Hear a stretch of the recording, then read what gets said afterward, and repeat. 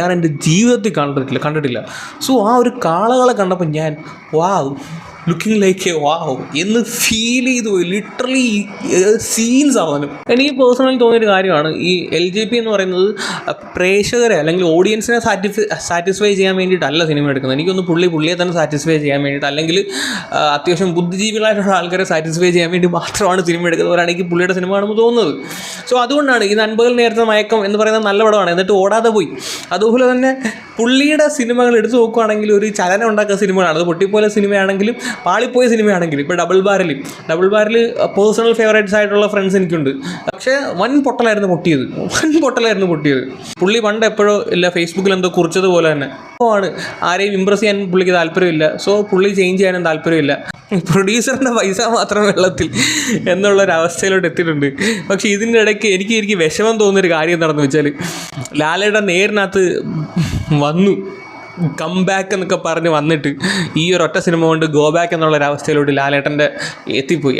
ഇതിൻ്റെ ഒരു മീറ്റിങ്ങിൽ ലാലേട്ടൻ്റെ ഇരുത്തേണ്ടത് ഭയങ്കര വിഷമം തോന്നി. കാര്യം എന്തുവാടെ ഇങ്ങനത്തെ ഒരു മനുഷ്യൻ, ഇത്രയും വലിയൊരു അതുല്യ പ്രതിഭയൊക്കെ നമ്മുടെ മലയാളത്തിൽ ഉണ്ടായിട്ട് പുള്ളിയെ ഒന്ന് യൂട്ടിലൈസ് ചെയ്യാൻ, പുള്ളിയെ യൂട്ടിലൈസ് ചെയ്യുന്നത് ജീത്തു ജോസഫ് എന്ന് പറയുന്ന ഒരു ഡയറക്ടർ മാത്രമാണ്. സോ പുള്ളി ലാലേട്ടനെ വെച്ച് പടം ചെയ്ത് മുന്നിലോട്ട് കൊണ്ടുവരും, ബാക്കി എല്ലാവരും ലാലേട്ടനെ ചവിട്ടി തേക്കുന്ന ഒരവസ്ഥയാണ് ഇപ്പോൾ കണ്ടുകൊണ്ടിരിക്കുന്നത്. സീരിയസ്ലി ആ മനുഷ്യൻ്റെ കാര്യം ഓർത്തിട്ട് ഭയങ്കര എന്താ പറയുക, ഒരു ഭയങ്കര വിഷമം ഫീൽ ചെയ്യുന്നുണ്ട്. പുള്ളിയെ കൊണ്ട് പറ്റുന്ന രീതിയിൽ എല്ലാം പുള്ളി അതിനകത്ത് 100% കൊടുത്ത് ചെയ്തിട്ടുണ്ട്. പക്ഷേ ഈ മാതിരി മേക്കിങ്ങും അല്ലെങ്കിൽ ഇതുപോലെ ഒരു സ്ട്രെങ്ത് ഇല്ലാത്ത കഥയും ശരിക്കും ക്ലീശ സാധനങ്ങളുണ്ട്. പിന്നെ സ്ലോ മോഷനൊക്കെ എന്തിനാണോ കൊണ്ടുവച്ചേക്കുന്നത് എനിക്ക് പിടുത്തമില്ല. ഇതിനകത്ത് അങ്ങനെ ഒരുപാട് അരോചകമായ അല്ലെങ്കിൽ കുറേ സംഗതികൾ ഈ ഒരു സിനിമയ്ക്കകത്ത് നിറച്ച് വെച്ചിട്ടുണ്ട്. നമ്മളെ ഇങ്ങനെ ബോറടിപ്പിക്കാൻ വേണ്ടിയിട്ട് കുറേ സാധനങ്ങൾ ഇങ്ങനെ അടുപ്പിച്ച് വെച്ചിട്ടുണ്ട്. സോ അതൊക്കെ കൊണ്ടായിരിക്കും ആൾക്കാർക്ക് ഈ സാധനം അങ്ങോട്ട് ഒരുപാട് കണക്റ്റ് ആവാതെ പോകുന്നത്. ഒന്നെങ്കിൽ ഇത് മാസമായിട്ട് എടുക്കണം, അല്ലെങ്കിൽ ഇതൊരു ക്ലാസ് ആയിട്ട് എടുക്കണം. ഇത് മാസമല്ല ക്ലാസ്സും അല്ല. ഇതിനകത്ത് മാസമുണ്ട്, അതുപോലെ തന്നെ ക്ലാസ് ഉണ്ട്. ഇപ്പം ഇങ്ങനെ നിൽക്കുന്നൊരു തൂണിനകത്ത് ലാലേട്ടൻ വന്ന് ഇങ്ങനെ ഗ്രാവിറ്റിയെ തോപ്പിച്ച് നിൽക്കുന്ന എന്ന് വെച്ചാൽ 90 ഡിഗ്രി പെർപെൻഡിക്കുലറായിട്ട് ഇങ്ങനെ നിൽക്കുന്ന ഒരു സപ്പോർട്ടും ഇല്ലാതെ ലാലേട്ടൻ നിൽക്കുന്ന ഒരു സീനൊക്കെ ഉണ്ട് ഇതിനകത്ത്. അതൊക്കെ നമ്മൾ തെലുങ്ക് സിനിമയിൽ കണ്ടിട്ടുള്ളൂ. സോ ഫൈറ്റ് പോലും അത്ര കൺവിൻസ്ഡ് അല്ല ഈ ഒരു പടത്തിനകത്ത്. ഇപ്പം റോപ്പി തൂങ്ങി ചവിട്ടുന്നതൊക്കെ നമുക്ക് കൃത്യമായിട്ട് അവിടെ റോപ്പ് ഇല്ലെങ്കിൽ പോലും നമുക്ക് മനസ്സിലാവുന്നുണ്ട് ഇത് റോപ്പി തൂങ്ങിയാണ് ചവിട്ടുന്നത്. അതിനകത്തൊരു ഒറിജിനാലിറ്റി ഫീൽ ചെയ്യുന്നില്ല. ഇപ്പം നിങ്ങൾ ആ ട്രെയിലറിനകത്ത് കണ്ടതാണ് ഒരു അങ്ങേരിൽ വീടിൻ്റെ മേളിൽ നിന്ന് ചാടി താപ്പോട്ട് വരുന്നത്. ആ ഒരു സീൻ കാണുമ്പോൾ തന്നെ നമുക്ക് മനസ്സിലാവും അവിടെ റോപ്പുണ്ട്. ഓക്കെ, അതിനകത്തൊരു ഒറിജിനാലിറ്റി ഫീൽ ചെയ്യുന്നില്ല. സോ ഫൈറ്റ് ആണെങ്കിലും അത്ര കൺവിൻസ്ഡ് ആയിട്ടുള്ള ഫൈറ്റും കാര്യങ്ങളൊന്നും അല്ല. പിന്നെ LJPയുടെ ഇൻ്റർവ്യൂവിൽ പുള്ളിക്കാരൻ പറയുന്നുണ്ട് മറ്റുള്ളവൻ്റെ വാക്ക് കേട്ട് നിങ്ങൾ സിനിമ കാണാതിരിക്കരുതെന്ന്.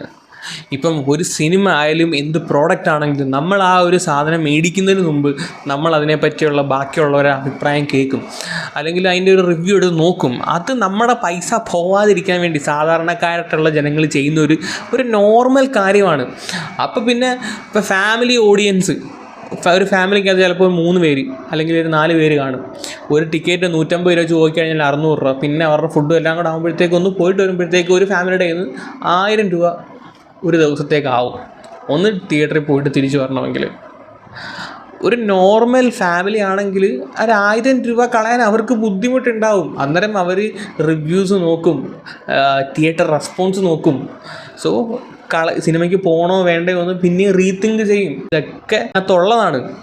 പക്ഷേ ആ അവർ നോക്കുന്ന സമയത്ത് കിടിലം പടം, തിയേറ്റർ റെസ്പോൺസ് റിവ്യൂസ് എല്ലാം കിടിലെന്ന് പറയുന്നു. എങ്ങോട്ട് നോക്കിയാലും മൊത്തം പോസിറ്റീവ് റെസ്പോൺസ് ആണെങ്കിൽ ഓഫ് കോഴ്സ് അവരും വിചാരിക്കും വാ ഇത് പോയി കണ്ടു കഴിഞ്ഞാൽ മുതലാണ്, എന്നെങ്കിൽ ഒന്ന് പോയേക്കാം. അപ്പോൾ പിന്നെ അവരെ കുറ്റം പറഞ്ഞ് അല്ലെങ്കിൽ ഫാമിലി ഓഡിയൻസിനെ മറ്റുള്ളവൻ്റെ വാക്ക് കേൾക്കുന്നു എന്ന് പറഞ്ഞ് അവരെ കുറ്റം പറഞ്ഞിട്ട് കാര്യമില്ല.